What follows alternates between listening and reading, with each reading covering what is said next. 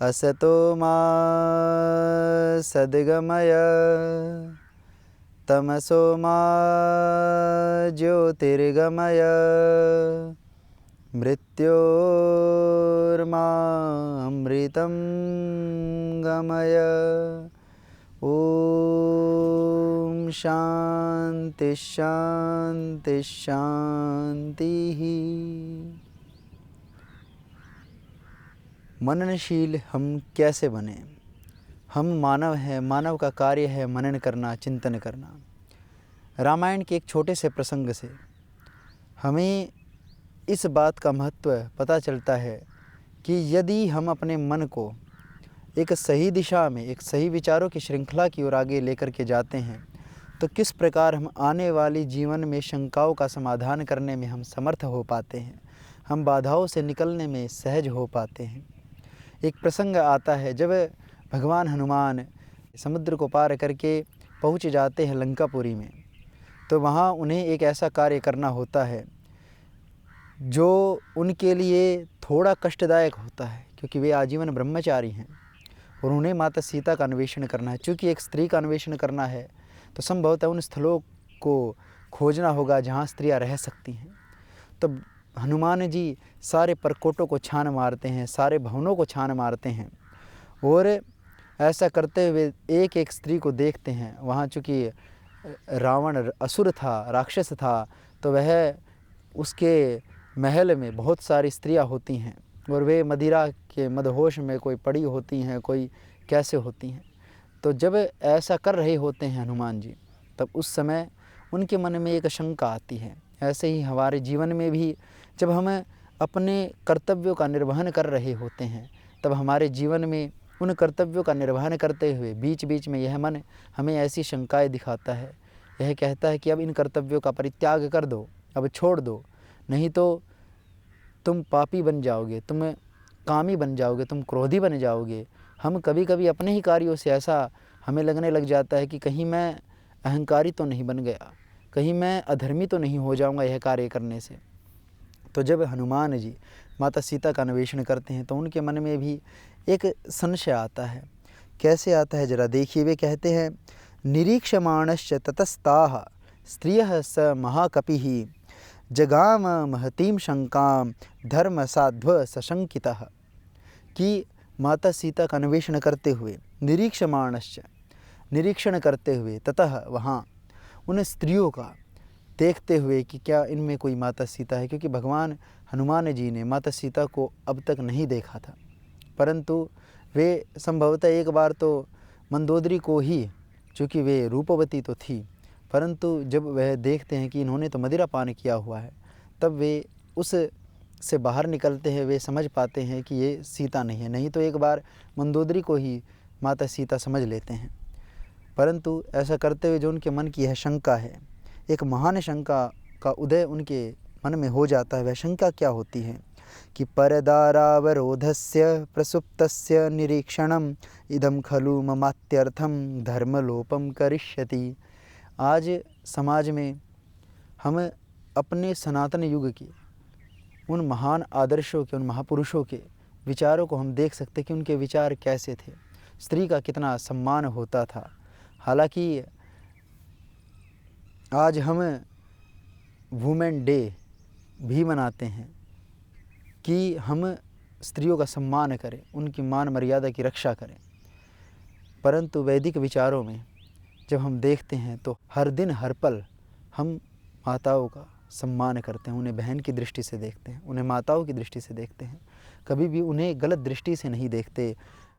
मातृवत परदारेषु परद्रव्येषु लोष्ठवत आत्मवत सर्वभूतेषु यह पश्यति स पश्यति। शास्त्रों में कहा, नीति शास्त्रों में, कि मातृवत परदारेषु, परदार में मातृवत दृष्टि रखनी चाहिए। मातृवत परदारेषु परद्रव्येषु लोष्ठवत, क्योंकि हम जैसे अपनी माता का सम्मान चाहते हैं, वैसे ही हमें दूसरे की माँ, बहन, बेटी की रक्षा करनी चाहिए, उसे भी उन्हीं दृष्टि से देखना चाहिए। मातृवत परदारेषु परद्रव्येषु लोष्ठवत। द्रव्य की, धन की भी अपनी आप में बहुत बड़ी महिमा होती है। न जाने धन किसके लिए कितना लाभकारी हो, कब उसे मुसीबत में उसकी आवश्यकता आने पड़े, तो किसी के द्रव्य को लोष्ठवत समझना चाहिए, मिट्टी के समान समझना चाहिए, वह अधर्म है। मातृवत परदारेषु परद्रव्येषु लोष्ठवत। आत्मवत सर्वभूतेषु, और सब भूतों में, सब जीवों में, सब प्राणियों में, मूक अमूक प्राणी में, विद्या विनय संपन्ने ब्राह्मणे गविहस्तिनी शुनि चैव स्वपाके च पंडितः समदर्शिनः।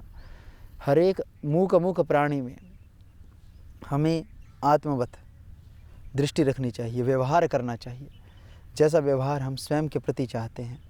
हम स्वयं के प्रति यदि हमें कोई कठोर वचन कहता है तो हमें बुरा लगता है, कोई हम पर विश्वास करता है तो हमें बुरा लगता है, तो उसी प्रकार हमें भी दूसरों पर कठोर वचन का प्रयोग नहीं करना चाहिए, दूसरों पर अविश्वास नहीं करना चाहिए, दूसरों को भी अपने ही समान देखना चाहिए, उन्हें भी ईश्वर का पुत्र पुत्री के रूप में उनके प्रति भावना रखनी चाहिए। तो यहाँ शंका भगवान हनुमान जी के मन में आई, क्योंकि वे वेद आदि शास्त्र पढ़े हुए हैं, उन्होंने वैदिक की शिक्षा को स्वीकार किया, वे आध्यात्मिक शिक्षा जानते हैं कि क्या है आध्यात्मिक शिक्षा, और वे स्त्रियों का सम्मान करते हैं।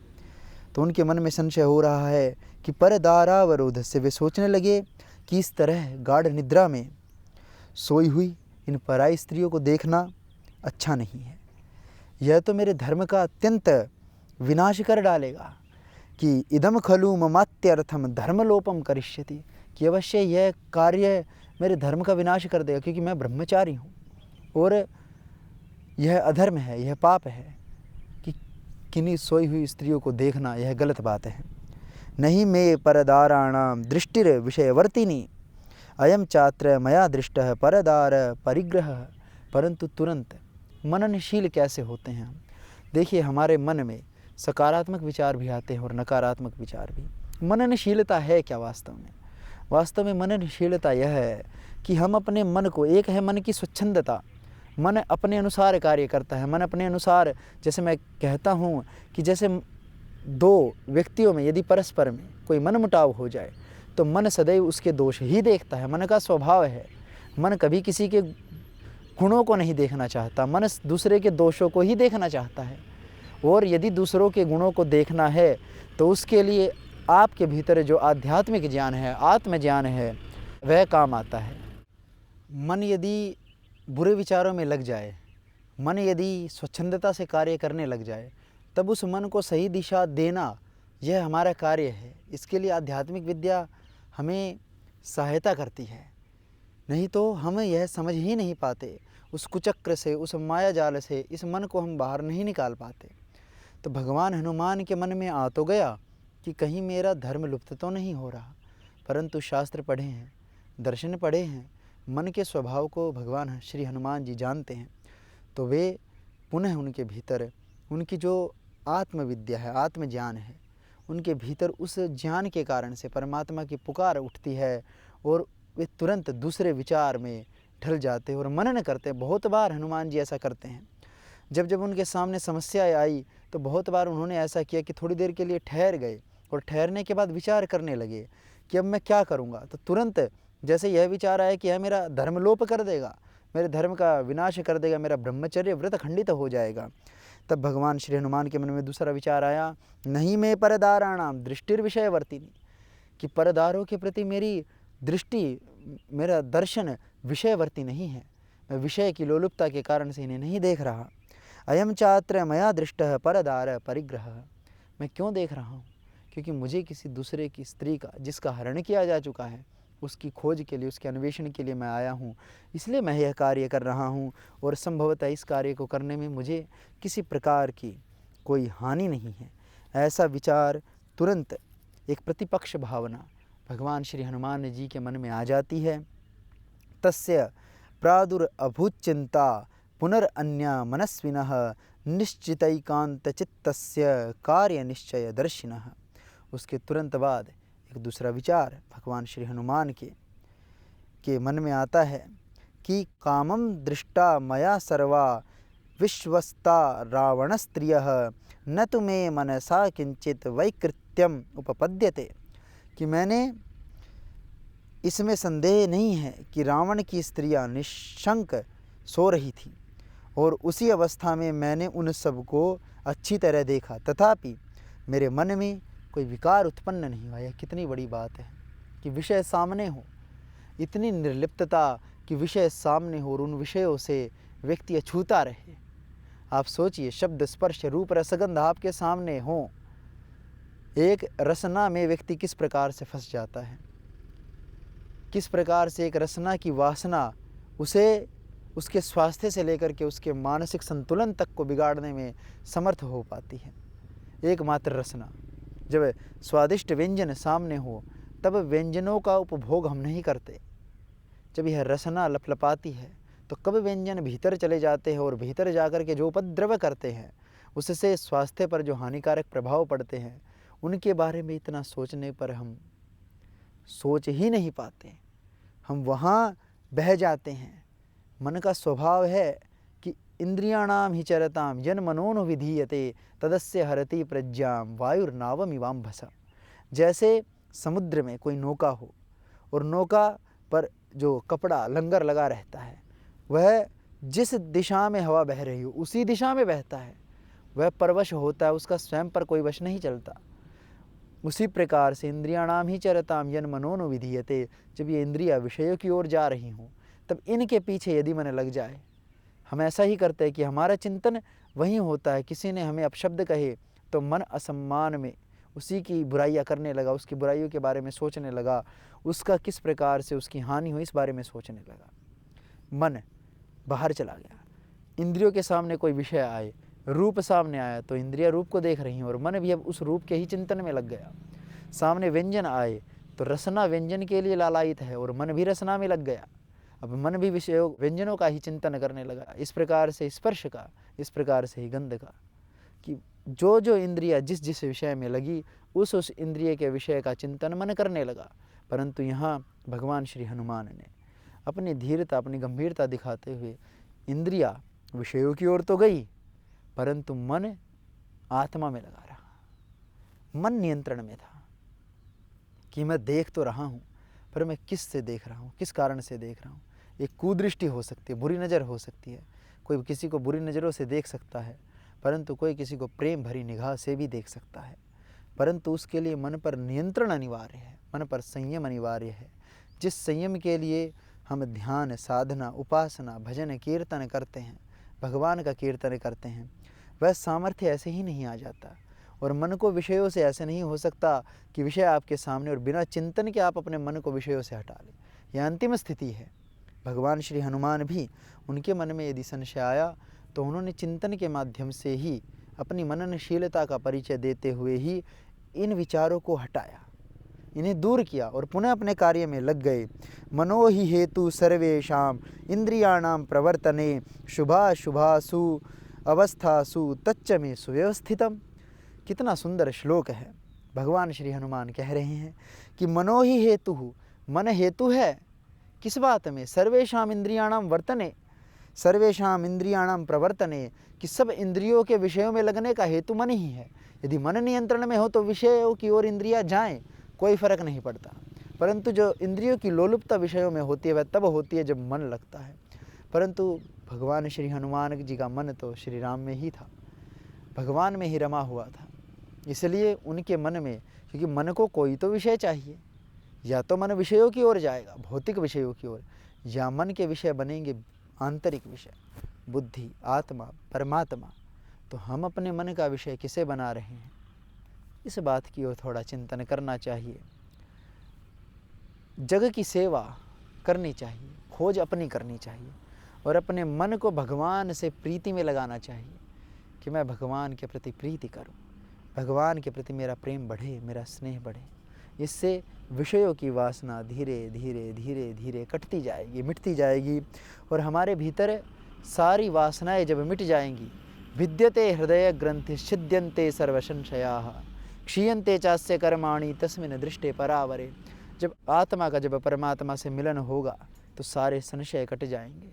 परंतु वह कब होगा? जब हमारे सारे बुरे संस्कार मिटें, सारे बुरे संस्कार कटें और यह एक दिन का कार्य नहीं है, निरंतर लगे रहें। जैसे ही मन में बुरे विचार आए, आप सकारात्मक सोच रखें। हमारे पास दोनों विकल्प हैं, हम चाहें तो सकारात्मक सोच सकते हैं, चाहे तो नकारात्मक। तो मन जिधर लगा होगा हमारी प्रवृत्ति उस ओर ही होगी।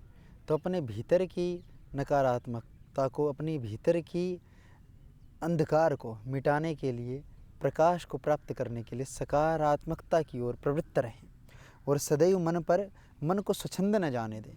मन जिस ओर बह रहा है उसी ओर न बहने दे, उस पर रोक लगाने के लिए थोड़ी देर ठहरें, उस पर चिंतन करें। नान्यत्र ही मया शक्या वैदेही परिमार्गितुम स्त्रियो ही स्त्रीषु दृश्यन्ते सदा सम परिमार्गणे।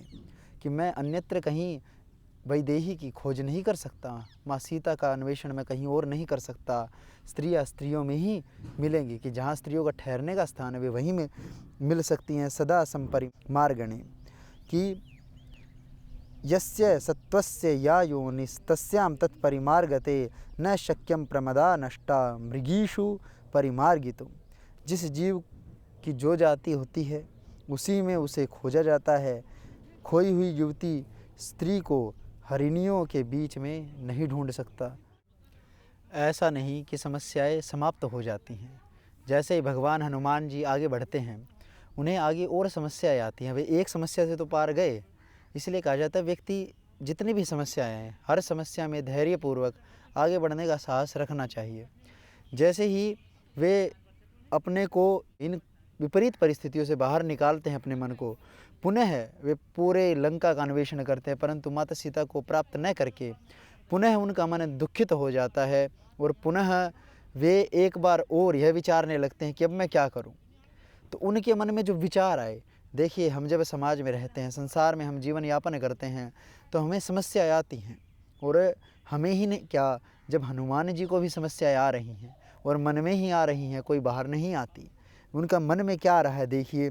इदमपि ऋषिभिर्दृष्टम निर्याणम इति मे मतिः सम्यगापः प्रवेक्ष्यामि न चेत पश्यामि जानकीम। कह रहे हैं कि ऋषियों की भी यह मति ठीक ही है, क्योंकि मैं यदि जानकी को प्राप्त न कर सका तो मैं जल में समाधि ले लूँगा और परलोक गमन कर जाऊँगा, और इसमें कोई आपत्ति भी नहीं है। ऐसा हनुमान जी के मन में विचार आ जाता है। और आगे भी कहते, तापसो वा भविष्यामि, कि या मैं तपस्वी ही हो जाऊँगा। नियतो वृक्ष मूलिकः नेत प्रतिगमिष्यामि तामदृष्ट्वा सिते क्षणम। किंतु उस असित लोचना सीता को देखे बिना यहाँ से कदापि नहीं जाऊँगा, या मैं तपस्वी ही बन जाऊँगा और यहीं बैठा रहूँगा। ऐसा विचार तक कर लेते हैं। देखिए, जब हमें सफलता प्राप्त नहीं होती तो ऐसे विचार अवश्य मन में आते हैं। और इतने ही नहीं, यदि तू प्रतिगच्छामि, ये भी सोच रहे हैं कि यदि मैं वापस लौट गया, सीता मन अधिगम्यताम, उस सीता को प्राप्त किए बिना, अंगदः सहित सर्वैर वानरैर न भविष्यति, तब तो वानर सहित अंगद भी नहीं रह पाएगा। न वानर बचेंगे न अंगद बचेगा। क्यों? क्योंकि यदि हम बिना माता सीता को प्राप्त किए गए, तब सुग्रीव हम पर क्रोध करेंगे और शायद कोई वानर जीवित न रहे, या फिर भगवान श्री राम ही या लक्ष्मण ही स्वयं क्रुद्ध होकर के सब वानरों का सर्वनाश कर दे। यह सारा चिंतन हनुमान जी अपने मन में करते हैं, और इस चिंतन को करने के पश्चात वे इस विचार पर स्थिर होते हैं कि कम से कम मुझे पुनः प्रयास करना चाहिए, प्रयास को नहीं छोड़ना चाहिए। हालांकि अभी उनके मन में आ गया था कि अब मैं क्या करूं, अब प्रयास छोड़ने की ही ये बातें हैं। जब वे कह रहे हैं कि मैं तपस्वी हो जाऊंगा, जल समाधि ले लूँगा, परंतु पुनः नहीं लौट सकता, अब यहीं बैठा रहूँगा, क्योंकि अब कोई मार्ग नहीं दिखाई दे रहा। संसार में होता है, परिस्थितियाँ सामने खड़ी होती हैं, हमें लगता है कि अब कोई मार्ग दिखाई नहीं दे रहा। फिर व्यक्ति के भीतर 2-3 कार्य आते हैं कि एक तो मैं जिस मार्ग पर चल रहा हूँ या तो उस मार्ग को छोड़ दूँ। दूसरा उसके मन में आता है कि कहीं मैं वन में समाधि ले लूँ, तपस्वी बन जाऊँ, सन्यासी बन जाऊँ। लोग सन्यासी इसलिए भी बनते हैं, कोई घर से परेशान होकर, क्योंकि गृहस्थी तो बन गए पर घर नहीं संभाल पा रहे, इसलिए सन्यासी बन जाते हैं। फिर जो सन्यासी बन जाते हैं, जो साधु बन जाते हैं, उनके भीतर यह होता है कि अब वे उस तपश्चर्या को नहीं जी पा रहे, उस तप को नहीं कर पा रहे, इसलिए पुनः भोग की ओर प्रवृत्त होना चाहते हैं। और फिर तीसरा जो मार्ग होता है, उसमें तो व्यक्ति इतना निराश होता है कि इस जीवन को ही समाप्त कर देना चाहता है। तो ये कुछ सामान्य समस्याएं हैं जो आपके, हमारे या उन महापुरुषों के जिन्हें हम आदर्श समझते हैं, उनके मन में भी आई। परंतु समझदारी इसमें है, महाजनों ये न गतः सपंथा, कि हम उस रास्ते से चले जिससे महापुरुष चले। वे किस रास्ते से चले? वे उन्होंने समस्याएं तो आई, पर समस्याओं के सामने उन्होंने हथियार नहीं डाले। समस्याओं के सामने उन्होंने संघर्ष में, उन चुनौतियों में अपने मन को बहने नहीं दिया, मन में उत्साह रखा। इसलिए रामायण का प्रसिद्ध श्लोक है, उत्साहो बलवान आर्य नास्ति उत्साहत परम बलम सोत्साहस्यस्ति लोकेस्मिन् न किंचिदपि दुर्लभम। उत्साह यदि व्यक्ति के भीतर हो तो कोई भी ऐसा कार्य नहीं है जो दुर्लभ हो। सब सरल होता है, सहज होता है, परंतु व्यक्ति के मन के भीतर उत्साह होना चाहिए, प्रसन्नता होनी चाहिए। तब समुद्र लंघन हो या माता सीता का अन्वेषण हो, चाहे कितना ही दुर्धर्ष कार्य हो, वह संपन्न होता है। और हम सब जानते हैं कि जो ये विचार भगवान श्री हनुमान के मन में आ रहे हैं कि विनाशे बहवो दोषा जीवन प्राप्नोति भद्रकम तस्मात् प्राणान् धरिष्यामि ध्रुवो जीवति संगमः। भगवान हनुमान जी एक और उनके मन में आया कि प्राणों का परित्याग ही है, कि जल समाधि लेना अर्थात इस शरीर का परित्याग। यह मन में आया, उन्होंने किया नहीं। उन्होंने क्या किया? उनके भीतर यह दूसरा विचार आया। विचार करना पड़ता है, मननशीलता अपनानी पड़ती है। तो भगवान श्री हनुमान कह रहे हैं कि इस जीवन का नाश करने में तो बहुत दोष हैं, क्योंकि यदि मेरे प्राण न बचे, मैं लंका तक तो पहुंच गया, कोई समुद्र पार करके आ ही नहीं सकता।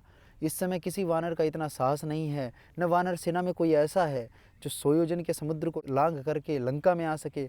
मैं आ तो गया, और आने के बाद यदि मैंने भी हथियार डाल दिए, मैंने अपने प्राणों का परित्याग कर दिया, तब वे जो वानर जो दूसरी ओर, समुद्र के दूसरी ओर मेरी राह देख रहे हैं, उनमें भी इतना साहस नहीं है कि वे सुग्रीव के पास जा सके। क्योंकि एक बार अंगद जी कह चुके हैं, वो अंगद जी के भीतर ऐसा भय आया, जब उन्हें कोई रास्ता दिखाई न दिया तो उनके भीतर भय आया कि कहीं सुग्रीव अब अंगद को बहाना देख करके मृत्युदंड न दे दे। उनके भीतर यह भय आया, परंतु भगवान हनुमान ने तब उन्हें समझाया था। परंतु अब स्वयं पर विपत्ति आप आन पड़ी है, तो स्वयं को समझाना पड़ रहा है कि स्वयं के प्राणों का धारण रखना, स्वयं के प्राणों को बचा करके रखना अनिवार्य है। और यदि मैं जीवित रहा तो कार्य में तो सफलता खैर हो ही जाएगी। अतः मैं इन प्राणों को धारण किए रहूँगा। जीवित रहने पर अभीष्ट वस्तु अथवा सुख की प्राप्ति अवश्यम भावी है। इसलिए साहस, उत्साह, जीवन यह भगवान की अमूल्य सौगात है।